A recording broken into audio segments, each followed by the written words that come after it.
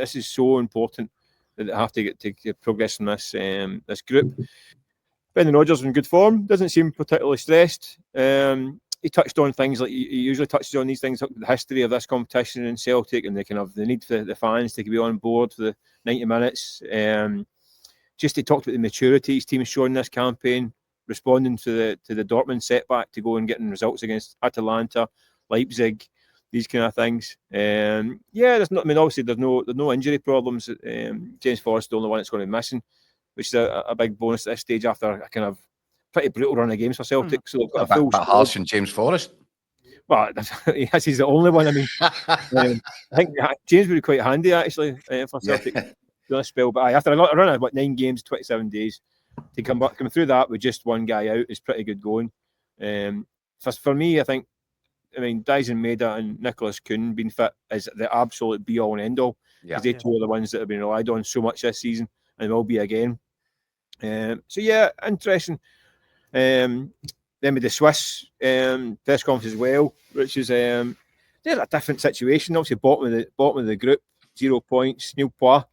So what are they saying their motivation is, Michael? Well, listen, I asked the manager, I said, how much is pride going to be your motivating factor? And he says, yes, exactly it. He says, we're bottom of the league with 0 points. Talk about coefficients and all that stuff, but these guys have got pride and want to restore their kind of reputation a wee bit.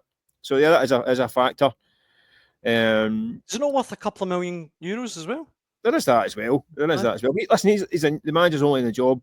His first game was at the weekend. The goalless draw against team at the bottom league. What was the name of them again, Mick? Winterturn.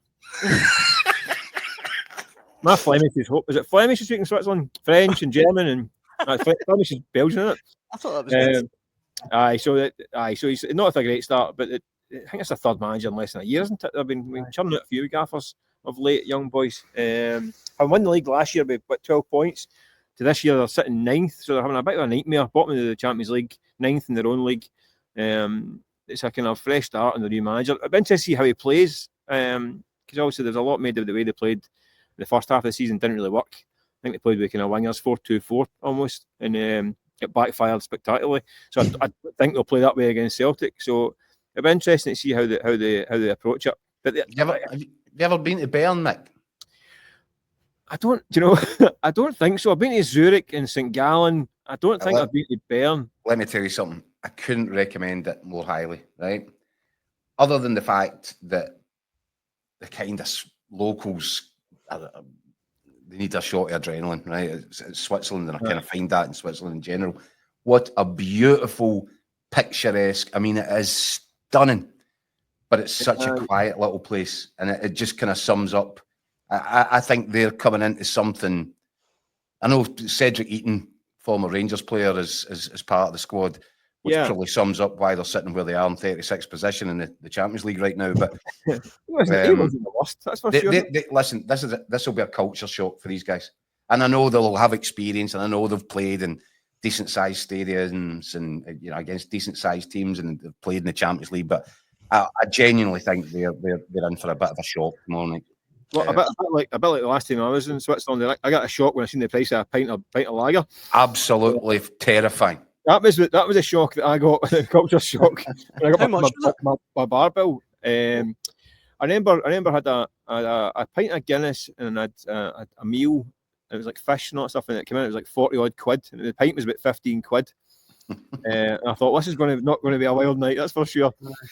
But yeah, I take the point. I think Celtic fans need to be. I think Rodgers has been building up to this. I mean, all the stuff about the kind of the wee dig he had the other week about the punters being patient, the kind of little telling off they got. I think it's all building up to this game. Mm-hmm. I think you can't have a repeat of the kind of grumbles like the Bruges game. And he mentioned that night when he had these little whinges about the Dyson Maeda cutting back and the fans all groaned. He doesn't want that. I think he wants this place rocking from start to finish to energise his players who will be running on fumes a wee bit after this run. Although he made a point of not saying I don't want to talk about tiredness. I think he doesn't want players to get that in their minds at all. He doesn't want that excuse. But he wants the punters on board. And I think it's all been building up to this. I think all that wee dig he had at the punters a few weeks ago, I think this was in his mind. This game. We've actually got some VT from Brendan Rodgers and Cal McGregor, which we'll have a look at in a while, Mick. But it was just about getting your sort of opinion down there, how it's feeling. And I think you're absolutely right. I think key to this, and I think you've probably hit the nail on the head, that Brendan Rodgers playing a bit of chess, 5 moves ahead. He wants this place with fire lit under it for kick-off time tomorrow night. In the finest traditions of Celtic Park on a Champions League night, it needs to be full throttle. Yeah. He wants to intimidate the opposition and energise his own players. That's what that's about, isn't it? It's and we've seen it in European nights in here. And it can have that effect on players. Yeah. They can run through. The place comes alive. The place comes alive. But the problem is, and I can see his thinking here, because it's not Real Madrid, it's not a Juventus, it's not an AC Milan.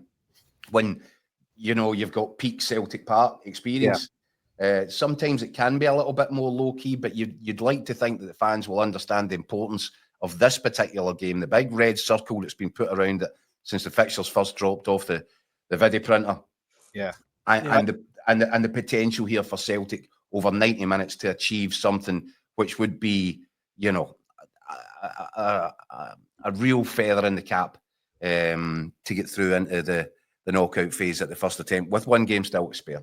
And the fans have got to realise the context of this. Yeah, I think what Brendan Rodgers is wary of is that the Celtic fans don't always react the best when they're not the underdogs. Yeah, if this was a Real Madrid or a Dortmund or Munich, the place would be rocking because they knew they were needed. Whereas in certain games, saw it against Bruges, Celtic fans can expect it to come up and go out and beat Bruges that night. And the first half was a bit flat in terms of the stands, and it wasn't the best atmospheres that night. And I think that's what he worries about. That Celtic aren't great at being the kind of the top dogs in these kind of games. He wants some underdog mentality. Something actually, it was Dyson Maeder, who's not the most chatty guy in the world. Dyson Maeder. We spoke to him at the weekend, and he said it. And I think that's what he was trying to say. He says we need to think of this game as weirdly challengers. I think he meant like the underdogs. Yeah. And it was something, it was obviously through the translators and all that stuff, so it's not always, but I think that's what he was trying to say, that Celtic are better in this environment when they are underdogs. Like the Leipzig game, when that was a dangerous, and listen, I know Leipzig have been rotten since then, and they're towards the bottom. At that time, they were... Celtic effectively killed them in the group, Mick. That was their last chance to... They were coming to Glasgow to win, to start their campaign. Yeah. And Celtic that night, I thought they were tremendous that night. It's probably the best European performance I've seen for years out of Celtic. Yeah, agreed. But and the atmosphere was terrific, and the punters knew it was an important game, and it was all that kind of symbiotic relationship that they need for these nights to work. So I don't think they can't be a Billy, big time Charlie. Let's say something else there, a big time Charlie attitude in the stands. Not let myself cancelled again. So they can't have that kind of blasé attitude in the stands. You've thrown yourself here, haven't you? I know, a wee bit. Well, actually, Mick, just before we let you go, it wasn't that bad. I've seen a lot worse, probably. Aye, there has been a lot worse.